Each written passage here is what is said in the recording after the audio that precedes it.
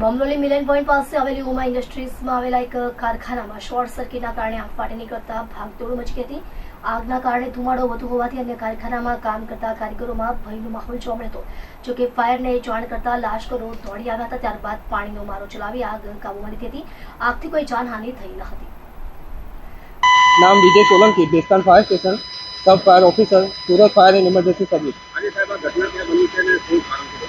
હવે અમને કંટ્રોલમાંથી કોલ આવેલો કે ઘટના બની છે આ રીતે ઉંબાઈ ઇન્ડસ્ટ્રીયલ ખાતામાં આગ છે, એટલે તાત્કાલિક ઘટના સ્થળે પહોંચી ગયેલા અને બીજા અને ત્રીજા માળે સ્મોક વધારે હતો એટલે થોડું ફાયર ફાઇટિંગ કરીને વેન્ટિલેશન કરીને કામગીરી કરેલી। અત્યારે ખાતું ખાલી છે પણ થોડો ઘણો કંઈક પ્લાસ્ટિક ને એવો કંઈક સામાન થોડો પડેલો છે। હવે એક્ઝેક્ટ શું છે તો અત્યારે હું તમને કહી નહીં શકું, પણ વેન્ટિલેશન એવું થઈ ગયું છે। હા, ભેસ્તાન ઉધના અને મજૂર આવેલું ત્રણ ફાયર સ્ટેશને કામગીરી કરેલી છે અને અમે તાત્કાલિક ઘટના સ્થળે પહોંચી ગયેલા।